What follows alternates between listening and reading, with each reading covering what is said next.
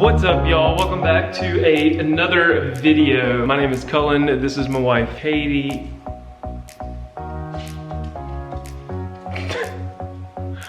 Well, she is actually in the closet over there filming a podcast. I'll go check that out whenever that's uploaded. I just uploaded a new podcast over on the Don't Tell Mom podcast, one of the most southern y'all fun storytelling podcasts we've ever done. Today I wanted to give you some tips and tricks on Facebook Marketplace and the stuff that I've learned on how to sell things on Facebook Marketplace.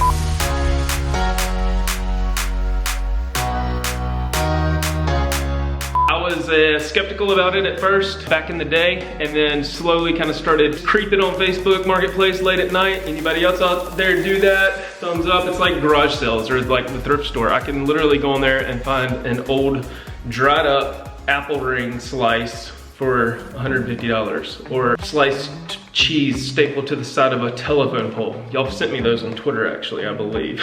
So you can find anything and everything over on Facebook Market. I've had some of the most recent success since we've been doing our debt-free journey. It has helped get some cash flow coming into the house. It's helped declutter the house, and it's made things easier so we don't have to move as much. The dopamine rush. Is it dopamine, serotonin? One of those chemicals. Like whenever you start selling stuff and you start getting cash and you don't get stood up in the process, you just keep wanting to get rid of more stuff and keep selling stuff. A lot of y'all have mentioned that y'all have stuff that you want to sell. A lot of y'all have mentioned that you're kind of nervous about meeting people off the internet for the first time. And some of y'all just want to know what I've done to get some of the eyes and views on my posts. Nothing really secret about it. Good quality content. So I posted a Instagram not too long ago, last week before last, where I sold my PlayStation. I've sold my PlayStation 2, I've sold my Xbox 360. During this whole debt-free journey and debt-free process, I have sold my PlayStation 4. That was probably one of the toughest things. Now that I've kind of gotten the itch, I also tried to sell the drone the other day. I actually cut this out of the video from yesterday. I got my drone out this weekend to try to sell that, and then she talked me out of it. She's like, oh, that's just like what we use. It's part of our business. I mean, it is. But when was the last time I used it? Like, I'm like, seriously, sell everything. I understand that, but I know that when we were moving, like last time, I need some drone shots and stuff like that. We worked with the movers, and they were able to like provide our move for us in exchange for some advertisement. And I mean, it's part of our business. Like it's fun. It's a creative outlet for me. It is, and it's part of the business. So I just said to hang on tight on that. I'm itching so much to sell stuff that I brought it in. I started getting it cleaned up and ready to go, and then decided against it at the last minute. Sometimes having that voice of reason in your house is very good. A lot of you guys out there need that voice of reason, especially when it comes to supporting and helping keep everything flowing as far as the income goes. First, I canceled my yearly subscription to Live, the PS Live subscription. Then I realized I'm not even using it. So I'll just have to wait and get another one with cash, with an envelope, save up for it. Then it may be a PS10, who knows. First tip, walk around your house, look for something that you haven't used. A lot of it is mental. Like once you get past the mental fact of, hey, I don't really need that anymore. It's been sitting there for the past 2 years since you moved into your new house, or whatever the case may be. Somebody's trash is another man's treasure.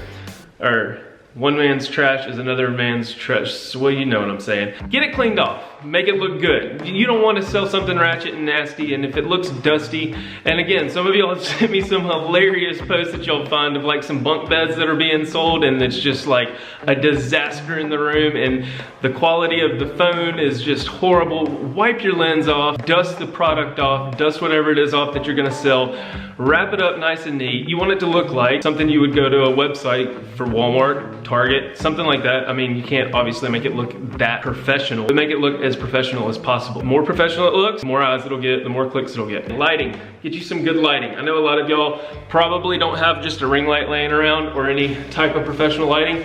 I've actually got this camera set up in the front entryway with the lighting of the natural light coming in. Even when I was setting up the shot, I was just focused on good lighting. I wouldn't be turned around this way. And actually, speaking of, Katie's gonna kill me that I've got my glasses on because the glare is in them. Oh my gosh. You wanna have good lighting on your shot. You saw in one of our recent debt videos, our debt disaster videos, I showed some B-roll of me getting the golf cart cleaned off off and washed up. That was the cleanest it's been since the day we got it. Waxed the tires, and it's kind of like this whole house selling process too. The more you clean it and the more you appreciate the things that you have and the more that you take care of them, the more you don't want to get rid of them. So it's kind of a catch-22 as far as that goes. It was so hard to post after it looked so good. I was like, oh, I just want to drive it one more time. But for the sake of this whole purpose and process of what we're doing, it was worth it. Angles.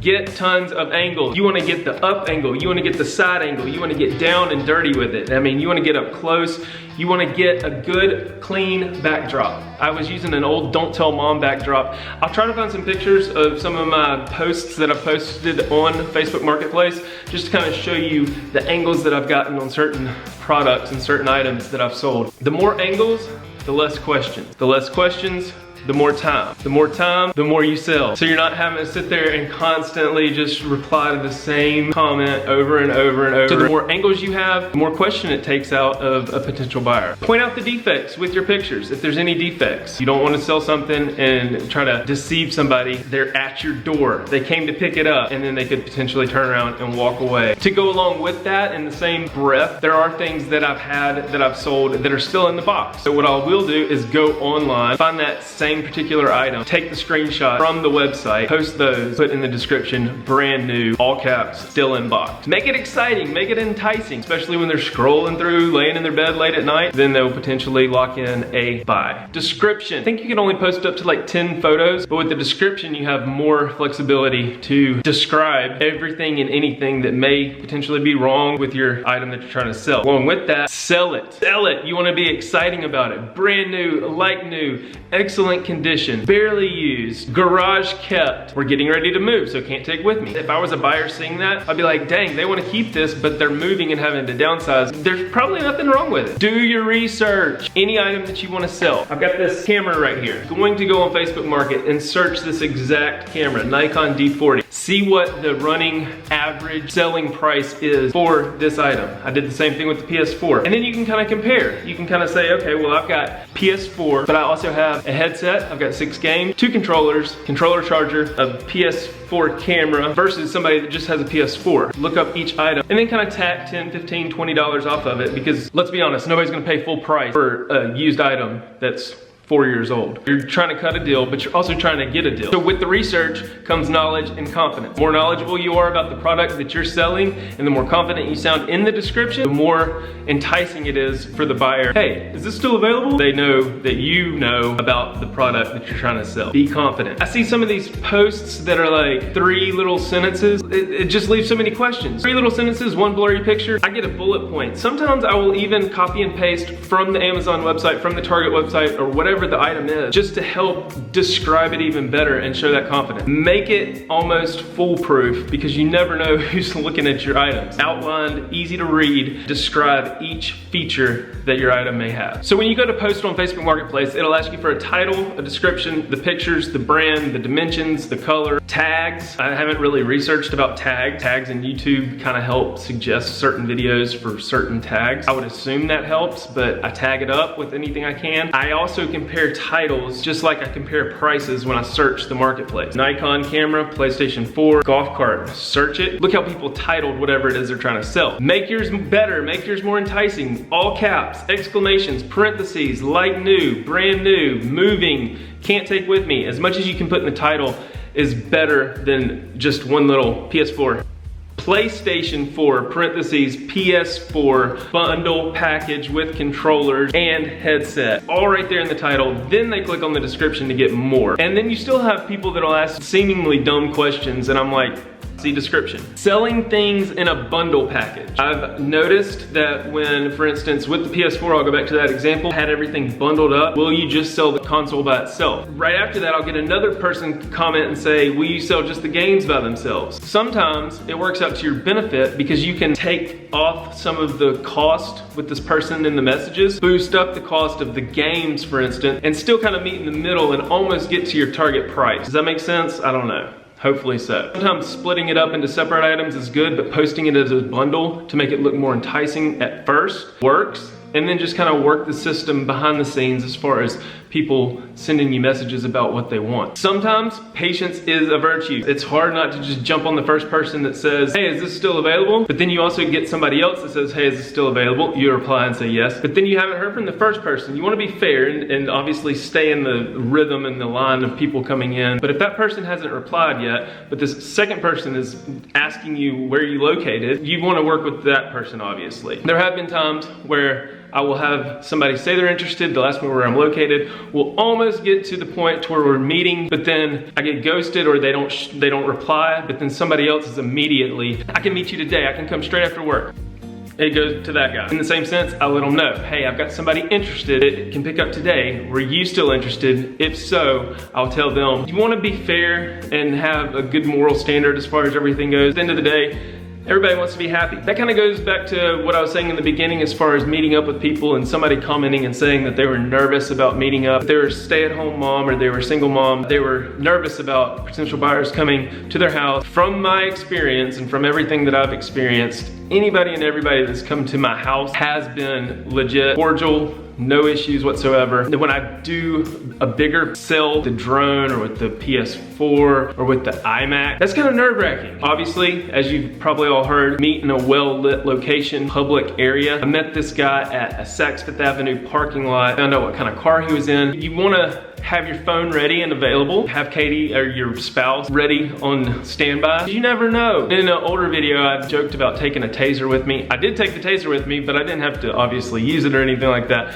But just having that in the car just made me feel a little bit safer. Again, it was in a very well-lit, daylight, public area, people walking all around. Kind of felt kind of weird, like I was doing a drug deal or something I wasn't supposed to. But at the end of the day, it was a Facebook market sale and it was a big amount of cash. You don't want to stand there and like count it, but you also want to make sure you're getting paid the right amount. You can kind of feel and get a sense for the people before you even meet them. Clicking on their profile, family oriented if they have kids, but they could possibly want the item for. I have been stood up and there are people that say, yeah, I've got to meet you there. I'll be there tomorrow at 9 a.m. I say I'm there and then they either don't write back, go silent, ghost me, or they write back with an excuse that's your typical high school excuse of like, my dog ate my homework. Generally in those cases, I will say I kind of got the sense before I even left. You can tell when somebody's really about it, or if somebody's like, doubt it.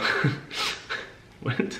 Now this is one of my secrets that I just recently discovered by accident, I think. I posted these round tables and chairs, these big 60-inch plastic tables that we got for birthday parties and these big plastic chairs, practically brand new. They've been used maybe once or twice for birthday parties. I posted the pictures of them all together set up in the driveway. I did my research, still trying to cut people a deal. Otherwise, why not just go to Costco and buy the tables yourself? I searched the price of the tables, I searched the price of the chairs. And then I said to myself, okay, because I knew somebody would be like, I'll take one table and 4 chairs, both tables and no chairs, all the chairs and no tables. So in the area in Facebook where you can add the price for the item, I put the smallest price for one table because you can only list one price. Even though I had like 4 things, 2 or 3 things in the picture, then in the description, I put everything listed out. So I said, each table, $100 or $125. Each chair, this much. If you wanted to set of 4, it's this much. Or you can have everything for $400. The fact that these people saw 2 big tables, 13 big chairs, and then the price was only $100. Boom, boom, boom, boom, boom, boom, boom, boom, boom, boom, boom, boom, boom. I just started getting blown out of the water with messages. Is this available? Is this available? Is this available? On the surface, that would look deceiving, but with the description and being able to post everything listed out, itemized, I was only able to put one price point in there, and I didn't want to put $400 in the price tag because not everybody may have wanted everything. Because like I said, some people may have wanted just one table. Some people may have just wanted one table and then 6 chairs. I didn't know.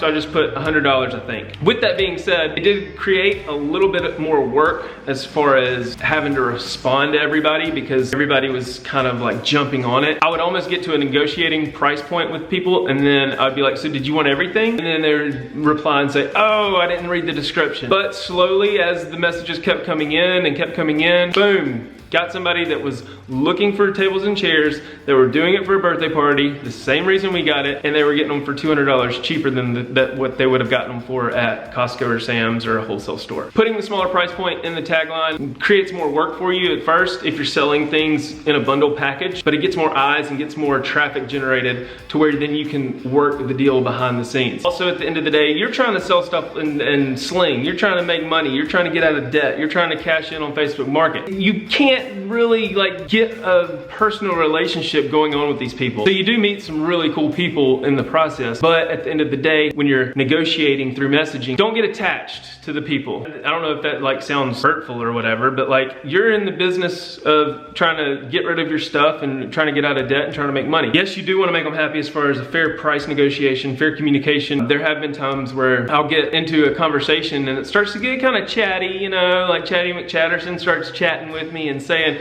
that their aunt and their grandmother would love to eat mashed potatoes on that table, and oh, bless her heart.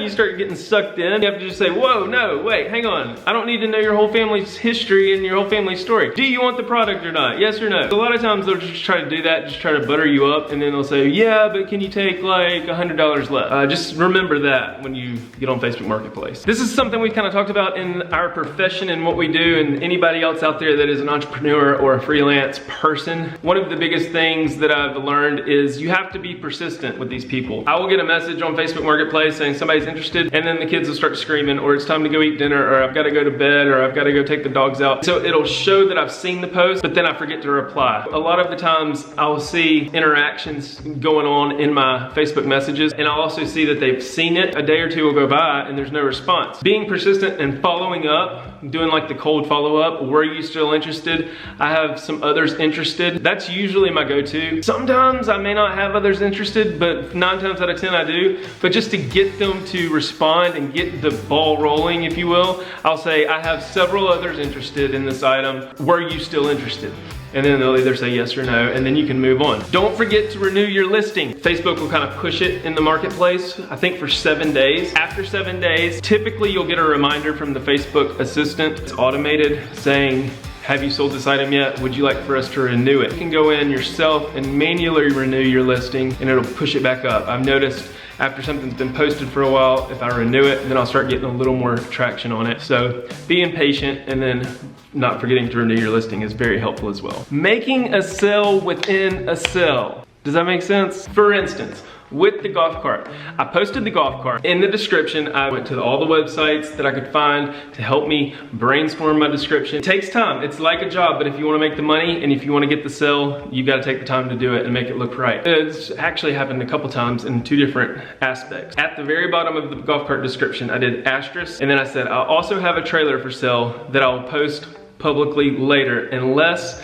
anybody else is interested that wants it to go with the golf cart. Kind of like a bundle deal, because I figured somebody may want to ride off in the sunset with the trailer and the golf cart. Within that post, I had somebody comment and say, I don't need the golf cart, but I would love the trailer. And then the next day I had somebody post and say, I don't need the trailer, but I love the golf cart. Win-win! I didn't even have to publicly post the pictures of the trailer on Facebook Marketplace and still sold it. Had somebody physically come to my house and pick it up. How amazing is that? Just by putting it in the description of another post, sell within a sale, that is kind of crazy. A different way to look at it is have your items in the garage, kind of like you would like a garage sale, for instance, or something like that. I kind of have like a Facebook Marketplace corner now downstairs where we're trying to declutter stuff. There was one day where a lady came over to purchase one item. She was loading up that item, but then she saw another set of table and chairs, nonchalantly said, yeah, I'm getting ready to post some more stuff. She saw the table and chairs, it caught her eye. She came to pick one thing up, left with 2 things. I was thinking I was only gonna get $100, I ended up getting $300. So another instance of a sale within a sale. Have your stuff kind of like strategically placed, and when people come to pick it up, make sure they pick it up where you want them to see it. And I think it was even the husband that was looking for a baker's rack or something, and then the wife was sitting in the car and said,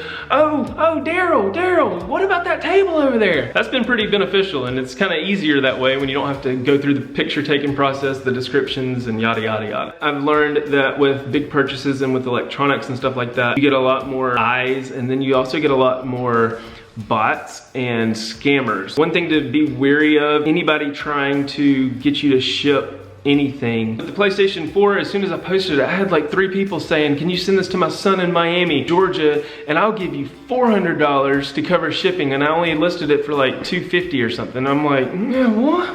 If you have that gut, that maternal, fraternal gut instinct that something's kind of sketchy, then it probably is. And I would say with anything on Facebook Market, cash only, Venmo only. Oh, but I can't do Venmo, I can do PayPal, and then you can ship it to me. I'm red flag, red flag, red flag. If you can meet up with somebody, that would be the best thing, or have them come to your house, preferably with a security camera watching or something like that, just in case anything happens. For those nervous Nancys out there that are nervous about meeting up with somebody, and if the item's not too big, Cashbox. This is something else I've been using. It's not necessarily that I'm nervous about meeting, but it could be that I'm in the middle of doing something and they want to come right now and pick it up. I may not be home, or the kids may be asleep or something like that. I'll leave a Cashbox out and I'll take a picture of the Cashbox with the item sitting on the porch and say, leave the cash in the cash box, and it's right here. And haven't had anybody come up and snake the item and not pay the cash or leave the cash in the cash box. But make sure it's waterproof because rain and all that. Good way to reduce interaction with potential weirdos and still get your sale done. One of the last things I would say is to list your item in as many places around your surrounding area that you can. I think you can list up to like 11 places, including the marketplace. I max out that listing spot, and you can kind of see the number of members in the listing area. And so you want to select the one with the most members, obviously, to get the most eyes on it. Be careful with that too, because sometimes if you double list something, or if you try to list something that you've already listed in a group or on a page, Facebook admin or whatever will say you've tried to double list this. Make sure that you're getting it published. I'll have bad service and try to post all my stuff while Katie's driving, for instance. Go through a bad spot and it'll say it's posted, and then I'll get home and I'll check my listings and it'll say listed in 2 places versus 11. Just delete the whole listing, copy and paste everything, delete your whole listing, and then relist it. And then it'll populate up to 11 places instead of just the 1 or 2 or whatever the case may be. There's probably so much more that I could talk about as far as Facebook Marketplace. It's been kind of a cool learning experience. The biggest thing is take all the questions out of everything as far as the potential buyer. Post quality stuff. I mean, yeah, you could probably sell your sister's toothbrush if you wanted to, but I don't know if anybody would want to buy that. Be honest and try to make as much money as you can. I hope y'all enjoyed this little tips and tricks of Facebook Marketplace. That was a lot of things, and there's probably still some more stuff that I've learned over the past few weeks as far as posting and getting that money. Yeah. I've come up with something. I might make a part 2. If there's any questions that y'all have, let me know in the comments below. Katie just ran behind me earlier in between cuts to go get the kids. So she filmed a podcast, and now she's going to get the kids. She took the grocery envelope to go get a few more things. We're out of butter, Mio, and Ziploc baggies. Hang tight real quick. I'm gonna get this camera set up so y'all can see the kind of process behind the scenes of me setting this stuff up and making it look all fancy like it's on display, and then post pictures of it, get it live on Facebook, and I'll keep you posted on if it sells or not. And I don't know. This is an older camera, but you just never know who's in the market for that kind of stuff. Thank y'all for watching. Stay tuned, and we will see you at TFS. Catch you on the flip side.